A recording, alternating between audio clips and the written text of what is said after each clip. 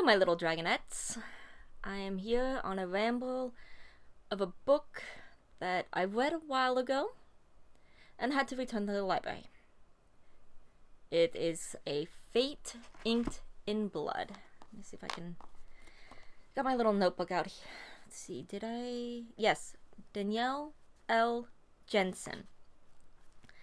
So, first off, I will say that I liked the Viking setting.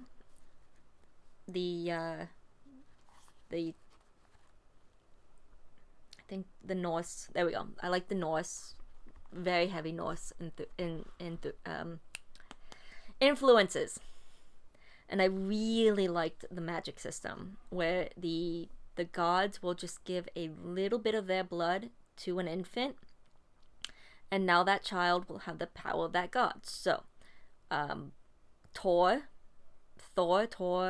however it's pronounced, please correct me. I'm used to Thor because of Marvel, and the THOR reads as Thor, but the audiobook kept saying Tor. So please let me know which one is correct. Tor, any child of Tor is got lightning powers. Any power of Odin has the ability to get prophecies. There is a few other gods and goddesses mentioned in here, but these are the two that are probably the least spoilerific. Well, no. Tor, Tur, T-U-R.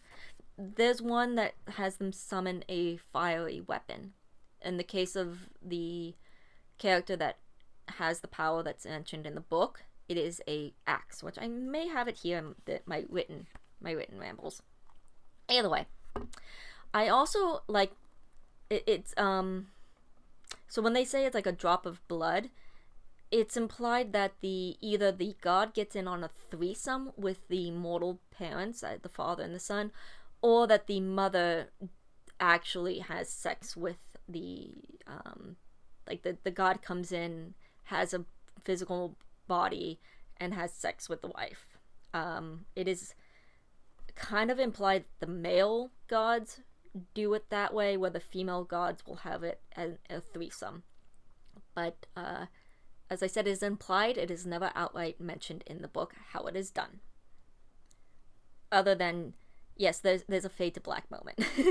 There is a mention of how the main female lead gets her powers. Her mother will, tells about it, and it's heavily implied a fade to black, where with the gods or goddesses that gave the MC her powers. The female lead. The other thing that I liked about the book is that the female lead is an adult woman. She is not a blushing maiden. And, but that's about it. That's really the only thing I liked about it. Because other than that, oh god, she's annoying as hell. So I will try my best to read off of my notes instead of going and... Again, the whole point of a ramble is to just, ramble. But so some of my rambles actually do not have a physical ramble. Some, obviously this one does, because I wrote. I have words. So that's kind of why I'm trying to stick to what I wrote. So I did start reading a physical copy of the book, but as I said, the female lead, kind of started really annoying me, so I had to switch to the audio. The audio made it a lot better, because if she still kept annoying me in the audio, it would have been a did not finish. I am trying to do a lot more did not finishes. There's one book that's currently paused, How to Sell a Haunted House, and it's very nearly a do not. It's going to be a did not finish if the spooks do not start shortly, because it's supposed to be a haunted. It's supposed to be a scary book. I don't want the. I don't.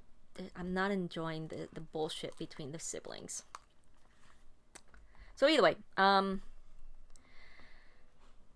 I said I do again give her props for not being a blushing maiden at the start of the book. Yet she is willing to put up with an asshole husband just because he can provide for her mother, and siblings. And I have words about when that comes up. I have words.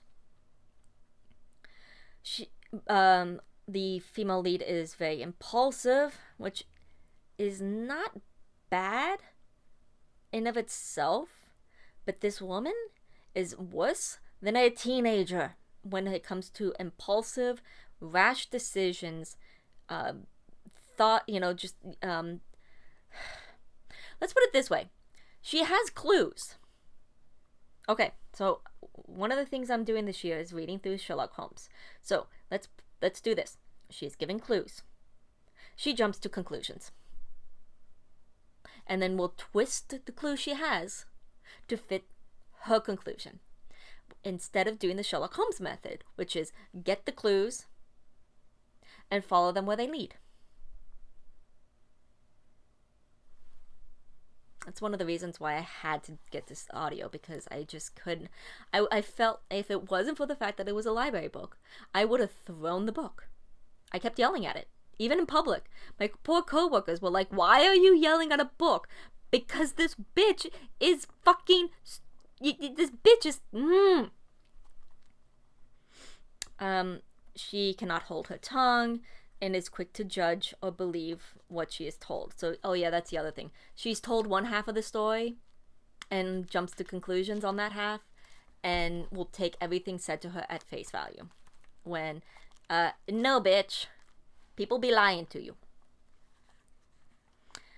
Because yes, she is supposed to be a child of prophecy, so everybody wants to use her because her powers are supposed to make whoever holds her to be the ruling king of the land that she is part of, which again is a bunch of yalls of small territories, and so whoever can control her powers would be the king of all the little kingdoms.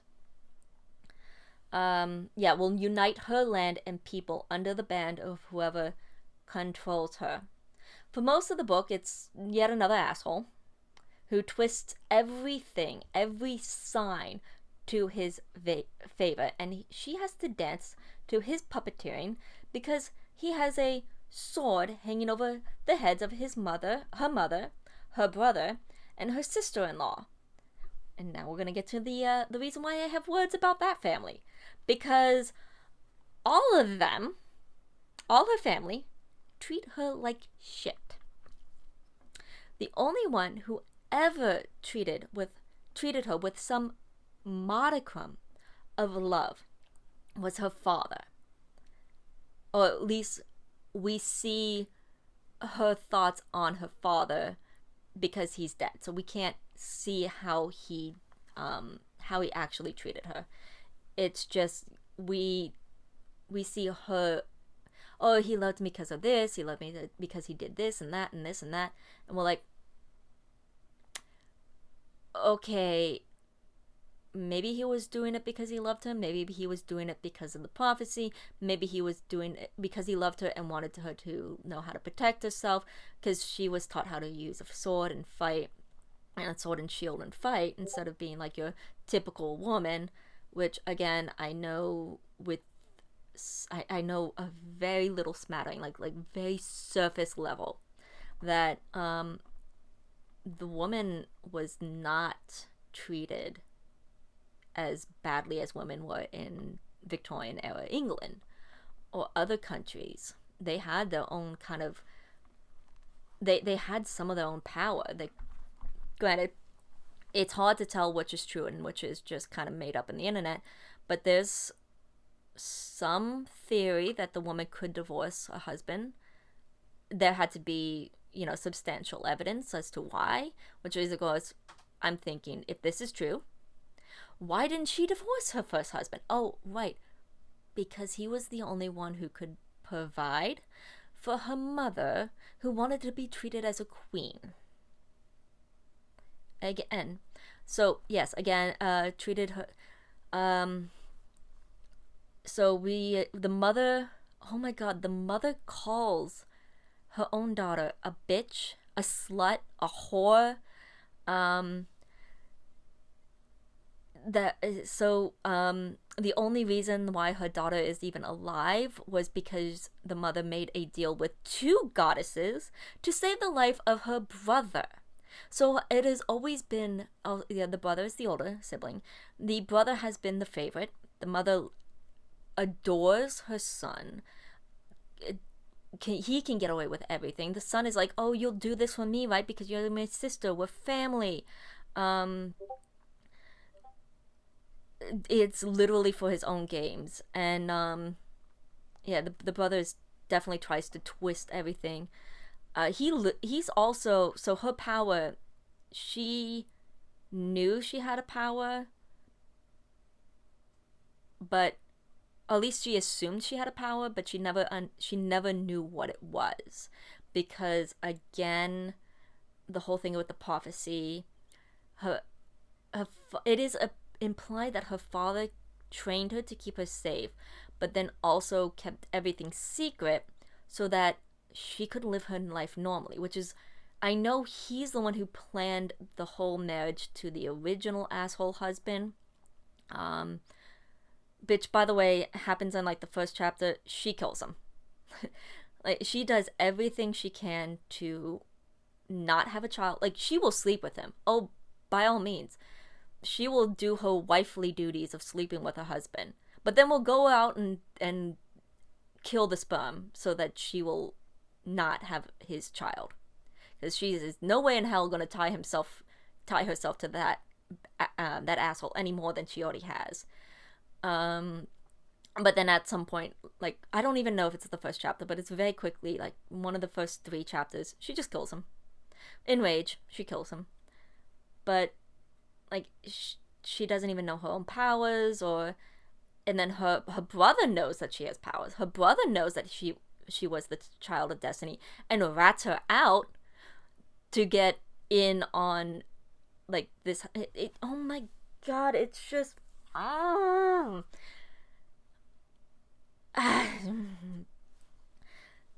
literally will at some point tries to save his own skin, and she almost, like, he will be like, oh, do this for me, I can't believe you're doing, I can't believe you're doing this, think of this, think of your family, think of your brother, think of your future nephew or niece. I know at some point she finds out her sister-in-law is pregnant, but and she almost always falls for this. There is a plot point in the book that there's a traitor in their party, and she believes that it is one character because of said character kind of supposedly hates her. But to the reader, especially if you like mystery books like I do, it was obvious it was not the character she kept believing it was. So I'm like, you are not Sherlock Holmes. You are an idiot. Hell, even Watson is smarter than you. But yeah, okay, so there are a few twists and turns.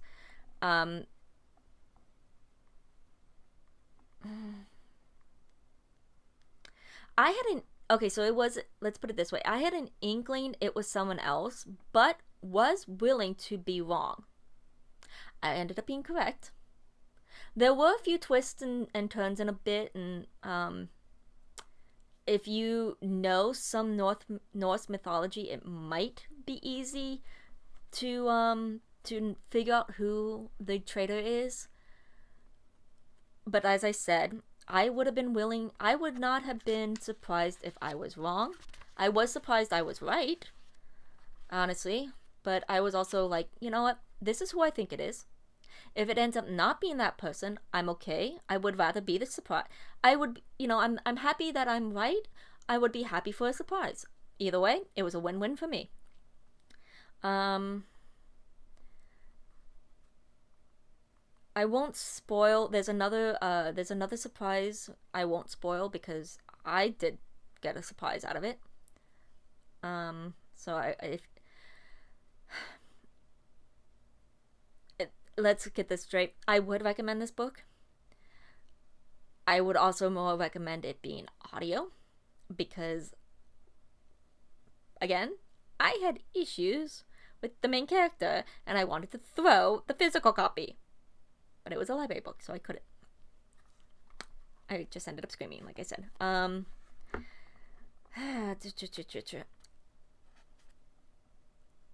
I am also learning that I personally do not care for first-person POVs if the female leads are going to be like the one of this book. Her name is actually Freya. I forgot to mention that. Katniss from the Hunger Games, or Bella from the Twilight series, because I kind of want to smack them on the upside of the head for being fucking stupid. Now, I'm going to backtrack a little. I actually enjoyed book 1 of Twilight. I thought it was stupid, but a fun stupid. It was the other books that made me be like, if this wasn't for the fact that these are copies from my friends who know that I like a good vampire stories, who are letting me borrow their copies, I would be ripping shit out of these pages because this is bullshit. And for Katniss, I actually read the Hunger Games. I enjoyed the first one. The second and third one, I did have to listen to audiobooks because, again, I wanted to smack Katniss over the head. I will give Katniss the benefit of the doubt because she has PTSD. So I am going to give her a lot more leeway because of PTSD. Now, when it came to the romance, I wanted to I just wanted to, like, just...